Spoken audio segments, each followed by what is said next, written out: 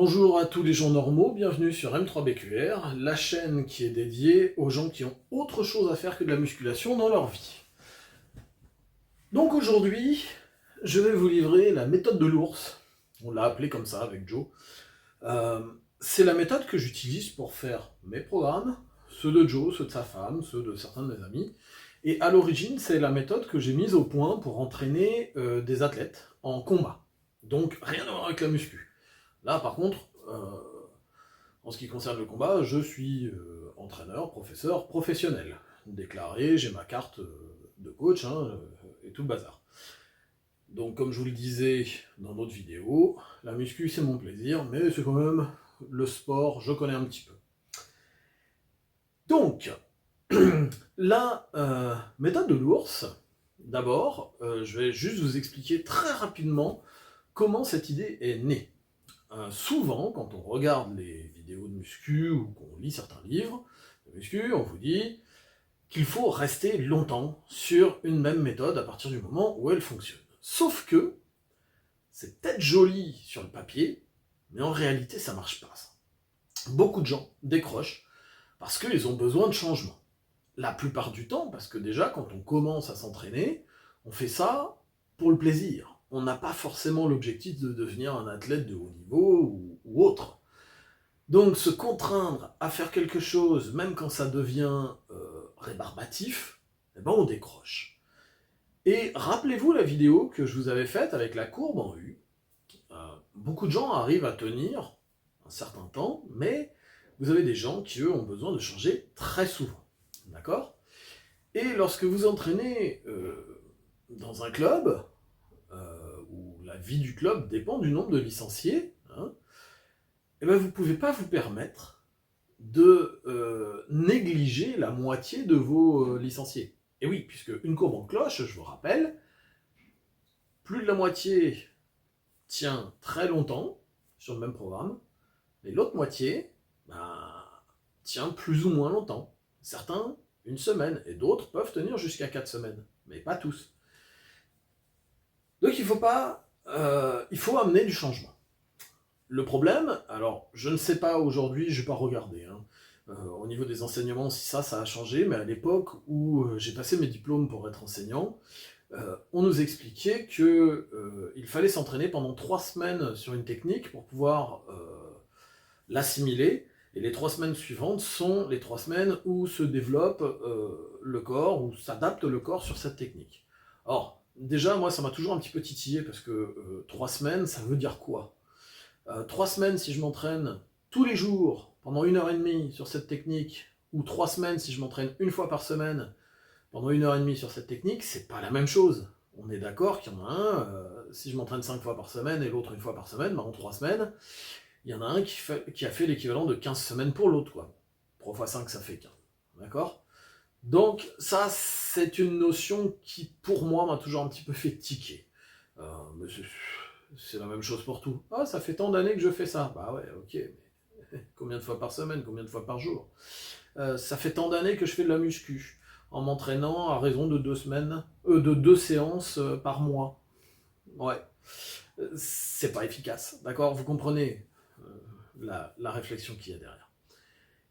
Donc mon objectif, au départ, eh bien, ça a été d'amener des choses, donc comme je vous disais, 3 semaines d'assimilation de la technique, 3 semaines d'adaptation physique et mentale sur cette technique. Donc il faut tenir 6 semaines. Donc je m'étais dit, ce qu'on va faire, c'est qu'on va pousser jusqu'à 9 semaines. Et ouais, 9 semaines, c'est très long. Mais 9 semaines en changeant. Alors là, 9 semaines sans changer en changeant, il y a un os. Il y a ce qu'on appelle une couille dans le potage.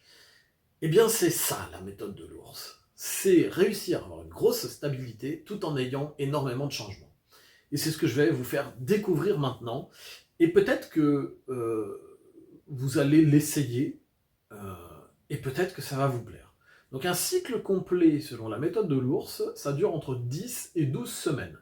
Alors pourquoi c'est pas figé, tout va dépendre de votre âge, tout va dépendre aussi de votre niveau de fatigue, et tout va dépendre de vos objectifs. Donc vous allez voir, je vais vous expliquer ça très facilement. Donc la méthode de l'ours, c'est plusieurs étapes. Donc la première étape, elle va consister tout simplement à définir des objectifs. Il va falloir vous limiter à 3 objectifs maximum. Donc 1 à 3 objectifs. On va noter ça, vous allez voir. 1 à 3 objectifs. Voilà. Ha. Alors pourquoi 1 à 3 ? Eh bien tout simplement parce que comme je vous disais, la méthode de l'ours, elle dure 10 à 12 semaines. Ça va être 3 blocs. J'espère que je n'ai pas fait trop gros.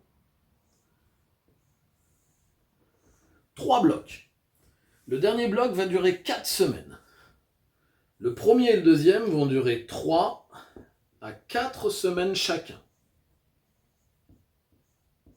D'accord ? Sur vos 3 objectifs, vous allez les hiérarchiser. Vous allez choisir un objectif principal qu'on va poursuivre sur l'intégralité du cycle et 2 objectifs secondaires qui pourront être travaillés eux aussi sur l'intégralité du cycle ou simplement sur chacun un des premiers cycles ou sur les 2 premiers cycles, on va travailler les 2 premiers et on va finir sur le 3e cycle uniquement avec ça. Alors là, vous êtes en train de vous dire, oh là, oh là, oh là, oh là. Vous inquiétez pas. Je vais débroussailler tout ça. Donc une fois qu'on a déterminé nos objectifs, il va falloir décider combien de fois par semaine on va s'entraîner. Alors si vous n'avez pas vu la vidéo sur la myotypologie, je vous invite à le faire. Elle va vous permettre déjà de définir ce qui est peut-être mieux pour vous. Sinon, vous avez aussi votre expérience, puisque l'expérience, c'est important. D'accord ? Donc je décide combien de fois par semaine. Je vais être très honnête, 2 fois par semaine, ça risque d'être un peu trop léger. De toute façon, cette méthode, elle ne s'adapte pas trop aux débutants. Il vaut mieux avoir déjà au moins quelques mois, peut-être au moins 1 à 2 ans de pratique avant de pouvoir se lancer là-dedans. Donc il faut s'entraîner entre 3 et 6 fois par semaine. Ok ? Il n'est pas joli mon 6, mais c'est pas grave. Une fois que vous avez déterminé le nombre de fois que vous vous entraînez par semaine, vous allez choisir ce que je vais appeler des mouvements rois. Ouais, j'utilise le terme de powerlifting. Donc les mouvements rois, je vais faire un petit peu de place.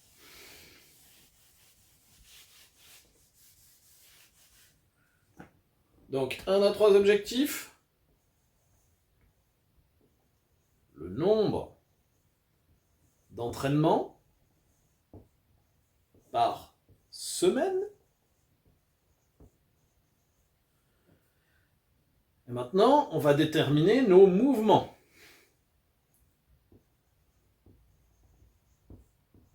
Rois. Je vais vous expliquer. Les mouvements rois, ils doivent être par rapport à vos objectifs. D'accord ? Je vais vous donner des exemples après, vous allez comprendre parfaitement. Et ils vont être au nombre maximum, ce sera le nombre de fois où vous pouvez vous entraîner par semaine. Si vous vous entraînez 3 fois par semaine, le maximum de mouvements que vous allez choisir, c'est 3. Si vous entraînez 6 fois, le maximum, c'est 6. Et si vous entraînez 6 fois par semaine, vous pouvez aussi choisir que 3. Ça va être à vous de voir. Ok ? Ces mouvements rois vont donc correspondre aux objectifs. Si votre objectif, c'est de progresser en powerlifting, eh bien, les mouvements rois qu'il faudra choisir, ce sera le soulevé de terre, le développé couché et le squat. Si votre objectif principal, oui, quand je dis les mouvements rois, c'est par rapport à l'objectif principal, celui qui va durer tout le temps. Si votre objectif principal, c'est de faire du bodybuilding, et vous vous entraînez, mettons, 6 fois par semaine, vous avez donc, à 6 fois par semaine, admettons que vous vous entraînez chaque partie du corps 1 fois par semaine. Une fois où vous êtes sur les quadriceps, allez, vous allez choisir par exemple le squat. Une fois où vous allez être sur les pecs, développé couché. Une fois sur le dos, vous allez choisir peut-être par exemple le rowing buste penché. Une fois sur les ischios, le soulevé de terre roumain. Une fois sur les épaules, le développé militaire. Et une fois par exemple sur les bras, vous allez sur les bras, c'est pas forcément évident, mais vous allez prendre par exemple le curl à la barre et la barre au front pour les triceps. Allez, parce que vous allez en prendre deux, ça va être l'exception ça. Mais si vous choisissez donc pour le bodybuilding des mouvements rois, il faudra les prendre par rapport à votre morphologie ou votre anatomie. Pour ça, il y a une très bonne vidéo qu'on avait faite il y a un petit moment maintenant, où je vous expliquais comment savoir si vous avez les bras longs ou courts, et les jambes longues ou courtes, et quel type d'exercice choisir. Donc si vous êtes plutôt côté hypertrophie, bodybuilding, reportez-vous à cette vidéo aussi pour vous aider, en plus de la vidéo sur la myotypologie. Donc une fois que vous avez choisi les mouvements rois, il va falloir... je vous donne un autre exemple, parce que là on est sur des mouvements de musculation, ça aurait pu être des mouvements d'haltérophilie, mais par exemple, votre objectif principal, c'est d'améliorer votre condition physique, et vous voulez vous entraîner 3 fois par semaine. Eh bien, en mouvement roi, vous pouvez très bien choisir le sprint, le jogging, donc 2 choses un petit peu différentes, et la corde à sauter. Ce ne sont pas des mouvements de musculation, mais ce sont des mouvements sportifs qui peuvent être intéressants par rapport à votre objectif principal. D'accord ? Donc après, ces mouvements rois-là, je vais vous donner par exemple un truc tout bête, on va prendre SBD, squat, bench, deadlift. Je m'entraîne 6 fois par semaine, parce que je suis un gros dur, et donc je vais faire squat le lundi et le jeudi, bench le mardi et le vendredi, deadlift le mercredi et le samedi, et repos le dimanche par exemple. Peu importe. Je peux aussi faire changer mes jours d'entraînement d'un microcycle sur l'autre. Ok ? Rappelez-vous, les blocs de 3 à 4 semaines. Ça, ce sera à vous de voir. Ok ? Et ensuite, je vais programmer une progression qui va correspondre à mon objectif principal. Et ces exercices-là, je vais les garder pendant les 10 à 12 semaines où je vais m'entraîner. Ok ? Par exemple, on va le faire avec un exemple, ce sera peut-être plus parlant parce que là, je sens que c'est un peu nébuleux. Et c'est vrai, c'est parce que je l'ai dans ma tête quand je fais ça. Mais bon, mon objectif numéro 1, c'est gagner en force. Mon objectif numéro 2, parce que je suis gourmand, c'est de prendre du muscle. Donc là, c'est plus de force, plus de muscle. Et je me fixe un objectif numéro 3, qui va être d'être en meilleure condition physique. Ok ? Alors, c'est pas forcément perdre du gras, la meilleure condition physique. Plus de conditions. Ok ? Donc j'ai décidé de gagner en force. Très bien. Je vais m'entraîner 5 fois par semaine. Ok ? Donc je vais prendre 5 mouvements rois. Parce que mon deuxième objectif, c'est quand même le muscle. Vous allez voir. Donc je vais prendre le squat, le développé couché, le pendlero, le deadlift, ou le soulevé de terre, je vais le mettre en français celui-là, et le développé militaire. Ok ? Donc j'ai dit français, squat c'est pas français. Hein. En français, c'est ce qu'on appelait dans les années 70, 80 et même 90 une génuflexion. Flexion des genoux. Un accroupissement si vous préférez. Je m'entraîne donc 5 fois par semaine avec ça. Ok ? Et je vais me dire, je veux vraiment gagner beaucoup de force. Donc je vais faire 3 semaines où je vais travailler avec des séries où je vais faire 5 répétitions. On va prendre par exemple le squat, que je vais faire rien que pour vous embêter, je vais faire le soulevé de terre en premier. Dans la semaine, le lundi, je vais faire le soulevé de terre. Lui, je vais lui mettre 3 séries de 5 répétitions. Et je vais me programmer à l'avance. Première semaine, je veux vraiment pousser. Première semaine, je mets 77,5% de mon maximum. Deuxième semaine, je vais mettre 80%. Troisième semaine, je vais mettre 82,5%. Ok? Ce sont mes 3 semaines de progression. Et là, si je suis fatigué, ou si j'ai dépassé 35-40 ans, la 4e semaine, c'est une semaine de deload. Soit vous travaillez avec 60% en 3 séries de 5, soit carrément vous prenez des vacances. Donc ça, c'est mon premier bloc. Deuxième bloc, je vais me faire 6 séries de 3 répétitions. 5, 3, vous allez voir. Je commence à 82,5. Comme le mois d'avant. Je continue à 85%. Et je finis à 87,5%. Et là, deload ou non, en fonction de si vous vous sentez bien ou pas. Et enfin, je reviens, dernier bloc, pareil, et je vais me faire, pareil, 6 x 1, 6 séries de 1 répétition, à 87,5, puis la deuxième semaine à 90%, puis à 92,5%, et là, quel que soit mon âge, ma forme ou quoi que ce soit, derrière, je prendrai une semaine de deload. Ok? Ça, c'est une progression, je vais pas dire classique, mais presque, hein, en force. Hein. Vous pouvez faire ça, ça varie un petit peu, mais on reste toujours sur le même exercice, on reste toujours sur le même mouvement, et donc ça permet d'avoir une progression et de forcer le corps. Une fois que j'ai fini ça, je peux, après ma semaine de deload, tenter par exemple un nouveau 1RM pour pouvoir repartir au départ.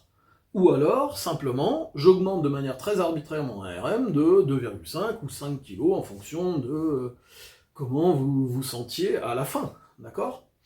Ça, c'est à vous de voir. Alors là, vous allez me dire, ok, d'accord, bon bah, c'est un truc très classique. Et c'est là qu'on va jouer. Donc, je vais maintenir ça. On s'en moque des exercices, on va continuer. C'est là qu'on va jouer.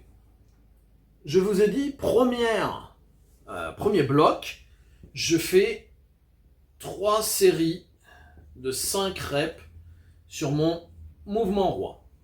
Ok? Mais, je vais aussi prendre du muscle.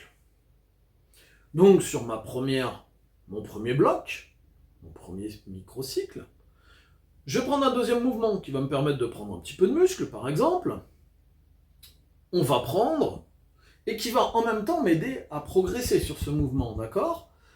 On va prendre par exemple un Romanian deadlift. Comme c'est le début, je vais essayer de mettre quand même pas trop mal le volume aussi, quand même, dessus ça. Je peux faire par exemple 4 séries de 10. Ok? Ensuite, je peux encore rajouter un autre exercice pour faire du muscle, du leg curl. Leg curl. Et là, je vais me faire 4 séries de 15, par exemple. C'est vraiment pour vous donner un exemple. Hein. Et ensuite, j'ai dit que je voulais gagner en condition. Alors même si je ne suis pas un grand fan des kettlebells, pourquoi pas rajouter du kettlebell swing à la fin? Et vous faites, mettons, pendant... comment on va pouvoir s'amuser à faire ça? Il faut essayer de trouver des trucs qui vous amusent aussi. On peut faire un AMRAP de 10 minutes avec du kettlebell swing. Vous voyez? Si vous n'avez pas de kettlebell, vous pouvez le faire avec un halter. Ça, j'avais déjà expliqué dans une autre vidéo. Donc ça, c'est mon premier mois. Ok? Ça va, enfin, mon premier mois. 3 semaines, mon premier bloc. Parce que pendant la semaine de deload, je vous invite à carrément pas faire les exercices qui sont non rois. Alors, tout ça, c'est ce qu'on va appeler l'assistance. Ok? L'assistance va permettre de remplir ces deux objectifs-là. J'ai fini mon premier mois, j'ai dit tout à l'heure, je reviens, deuxième mois, je fais 6 fois 3 avec les charges qu'on avait dit. Là-dessus, je ne prévois aucune charge.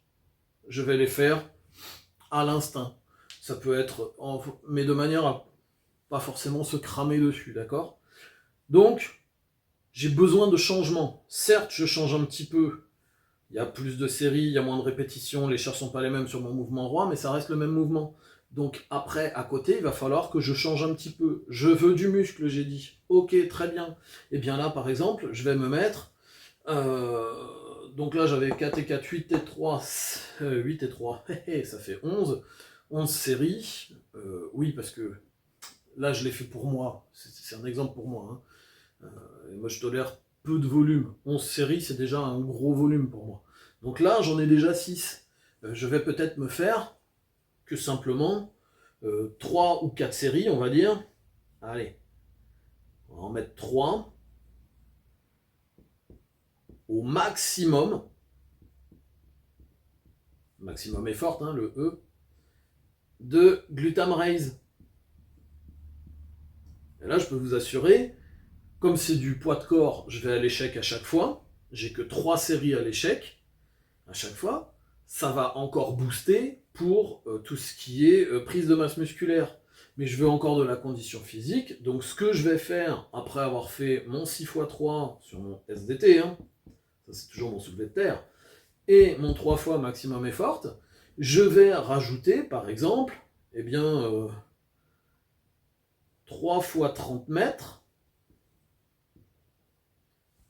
de tirage, de sled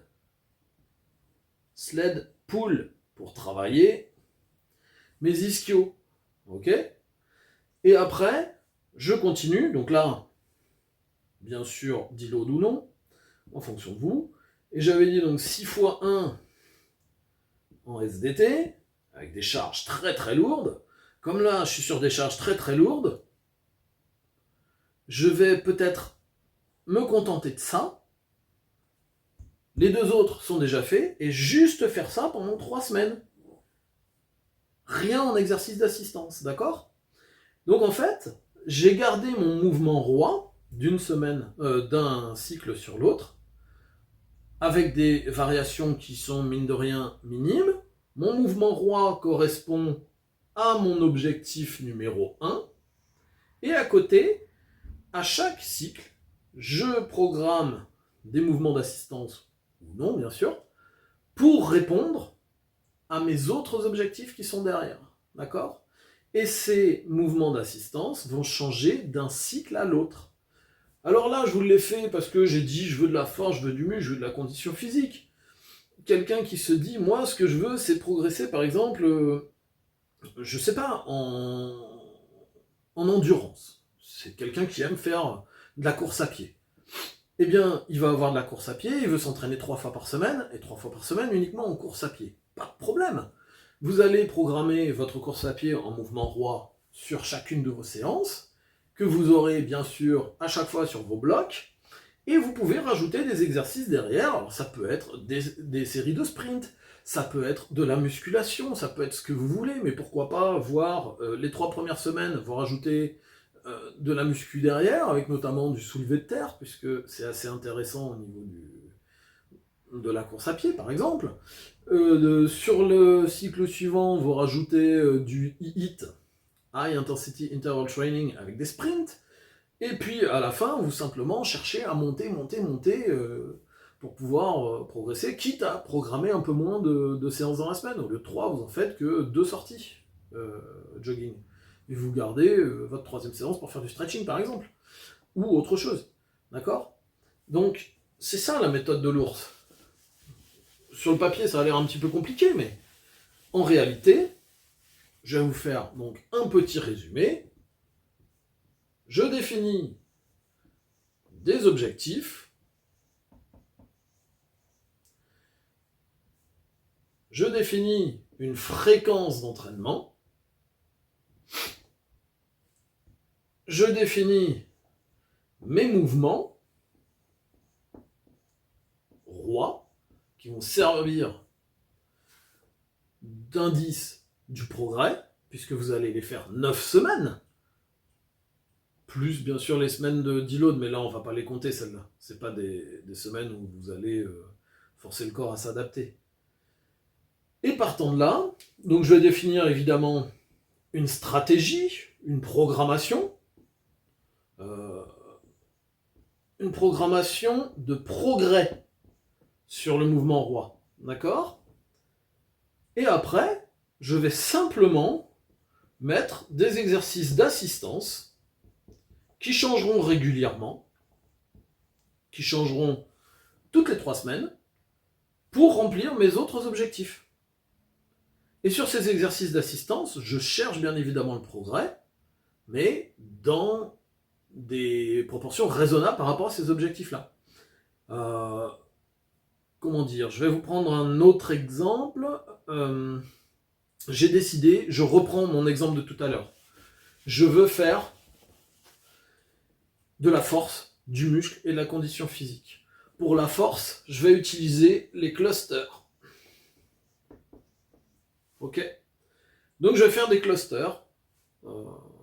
Par exemple, le 5 x 5 à 8 de Charles Poliquin pour le premier bloc. Un 3 x 3, mais avec cluster 7 pour mes 3 répétitions, c'est-à-dire une répétition, 30 secondes de repos, une répétition, 30 secondes de repos, dernière répétition. Et au lieu de le faire avec, en général, un 3 x 3, on le fait entre 85 et un peu moins de 90% pour la plupart des gens. Là, je commence à 90%, je fais 92,5 et 95 si c'est possible. 3 séries de 3 à 95%, théoriquement, on ne peut pas. Et pour le dernier, par exemple, un type de cluster qui est pas mal, ça serait un 6 x 1, mais avec 1 minute de récup entre chaque répétition. Et là, je commence directement à 92,5, 95%. J'essaie de tenir les 3 semaines. Donc, je mets les clusters. Pour mon premier truc, ici, je vais mettre, par exemple, j'ai décidé d'améliorer ma condition physique générale et de prendre de la masse musculaire. Et bien ici, je vais faire des supersets. Ok ?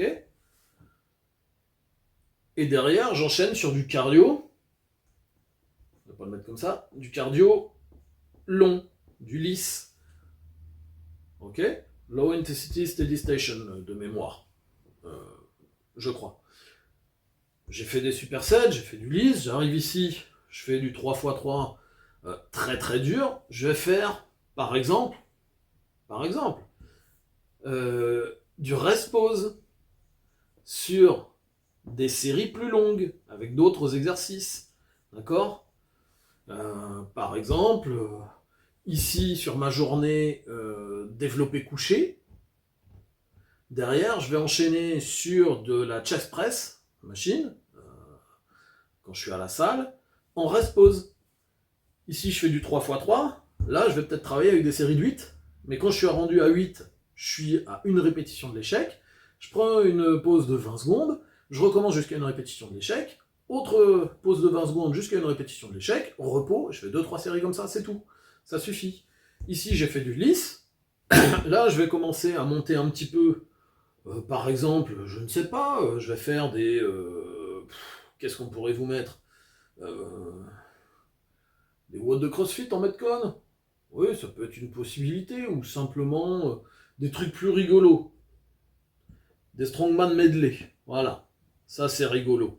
Tac. Strongman medley. Qui me permettent de continuer à gagner en force et en même temps en muscle. Et ici, quand j'ai fait mes 6 x 1, pardon, ça risque d'être très dur sur le plan nerveux. Donc qu'est-ce que je vais faire derrière ? Je vais simplement me faire à nouveau du lisse. Mais je ne vais pas refaire. Alors là, par exemple, je le fais sur des sorties en jogging, et là, je le fais simplement sur du vélo. Comme ça, c'est beaucoup moins traumatisant pour les articulations qui auront déjà souffert avant. Vous voyez ? Donc ça me permet aussi de me changer un petit peu au niveau de mes méthodes d'entraînement. C'est ça la méthode de l'ours. C'est ludique, ça permet de répondre a plusieurs objectifs, et c'est relativement court, puisque je vous dis c'est 12 semaines maximum. 10 semaines, si vraiment vous voulez le faire sur du plus court et que vous êtes en forme. Ce que je fais, à titre personnel, je prends un calendrier avant, et je regarde quand est-ce que vont tomber mes semaines de deload. Je sais pas, mais quand on est parent, c'est bien de mettre nos semaines de deload, de se débrouiller, est-ce qu'elles tombent sur les périodes de vacances de nos enfants. D'accord ? Ça, après, c'est vraiment un truc purement personnel, ok ? Et ça colle bien, parce que, comme ça, on se repose, on joue, on est disponible pour notre famille, et ça, c'est chouette, ok ? L'intérêt de cette méthode aussi, de la méthode de l'ours, c'est que sur une saison complète, soyons pas fous, 12 semaines, grosso modo, c'est 3 mois. D'accord ? 4 fois 3 mois, ça fait 1 an. Et vous pouvez mettre plusieurs focus sur une année complète, d'accord ? Vous voulez arriver à la plage en étant en forme, très bien. Donc la plage, c'est quoi ? C'est juin.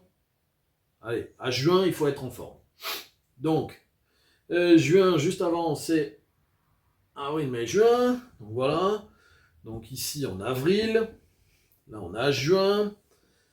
Alors, avant avril, eh ben, on va arriver à janvier, février, mars. Oui, c'est ça. Hein, on va commencer en janvier. Là. Oula, j'ai fait des trucs un peu durs. Mais bon. Octobre, novembre, décembre. Ça va être cette phase-là. Et ici, c'est à partir de juillet. Ok ? Eh bien. Donc là, de juillet à octobre, vous êtes censé être déjà enfant. Mais bon. Ici, on rentre.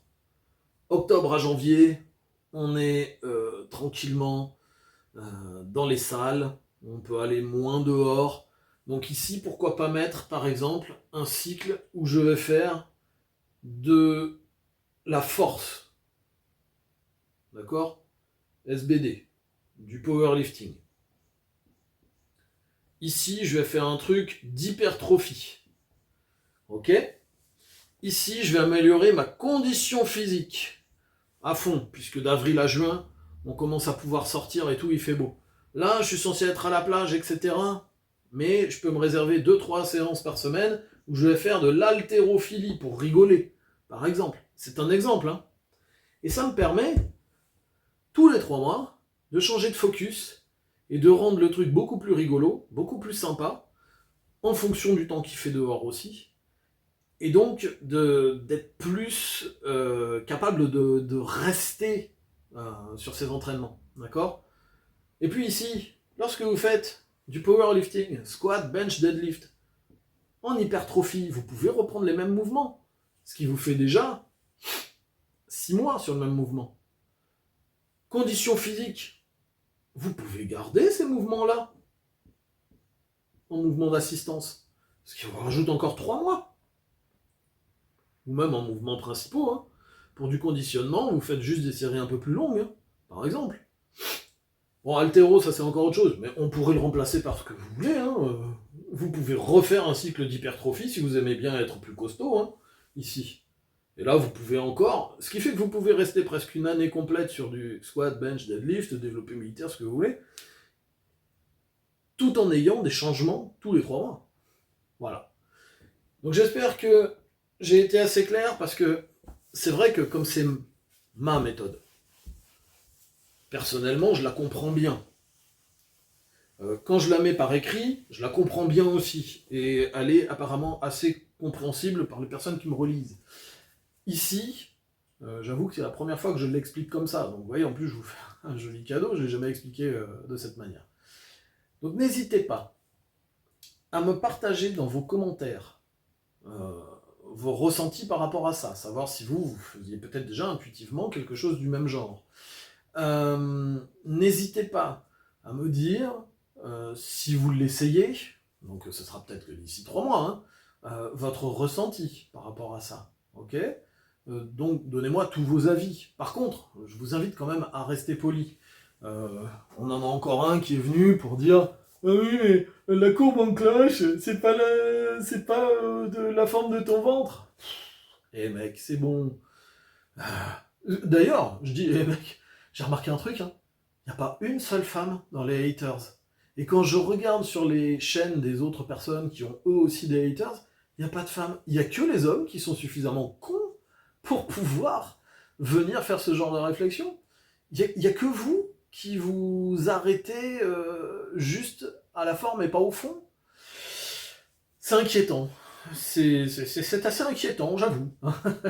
Euh, quand même, de voir qu'il y a encore quelques cons qui existent. Bon, je vous rassure, la plupart d'entre vous sont super sympas, et donc je vous répondrai, ou Joe vous répondra.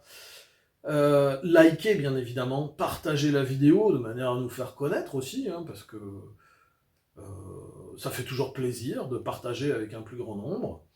Et puis, si c'est pas fait, abonnez-vous. Comme ça, vous ne raterez pas les prochaines vidéos.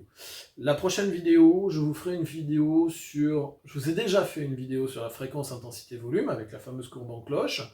Je referai une vidéo sur fréquence, intensité, volume, sur comment utiliser ça pour organiser vos programmes, de manière à ce que ce soit quelque chose de cohérent et qui ne vous mène pas à vous blesser ou quoi que ce soit. Voilà.